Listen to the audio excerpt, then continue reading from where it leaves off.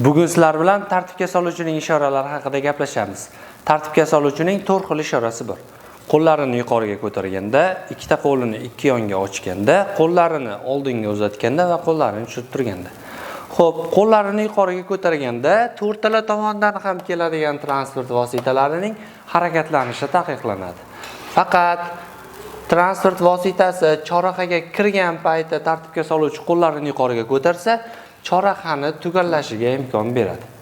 Boshqa har qanday holatda transport vositalarining chorrahaga kirishi taqiqlanadi qo'llarni yuqoriga ko'tarsa. O'ng qo'lini, ya'ni o'ng qo'lini oldinga cho'zib turganda.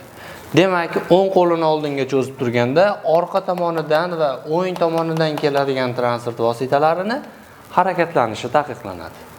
Chap tomonidan keladigan relsiz transport vositalari barcha yo'nalishga yursa bo'ladi. Oldi tomondan keladigan transport vositalari faqat o'ngga burilishi mumkin. Qo'llarini ikki yonga ochib turganida. Demak, qo'llarini ikki yonga ochib turganda orqa tomoni va oldi tomonidan keladigan transport vositalarini harakatlanishi taqiqlanadi. Chap tomoni va o'ng tomonidan keladigan transport vositalari faqat to'g'riga va o'ngga harakatlanishi mumkin. Ularning harakatlanishi chapga taqiqlanadi. Chunki mana bu yer devor, ya'ni shlagbaum vazifasini bajaradi. Ya'ni bundan gayidan o'tib chapga burilish mumkin emas. O'ng va chap tomondan keladiganlar faqat to'g'riga va o'ngga harakatlanishi mumkin, chapga mumkin emas. Qo'llarini pastga tushirib turganda, qo'llarini yonga ochib turgan ishorasi bilan bir xil vazifani bajaradi.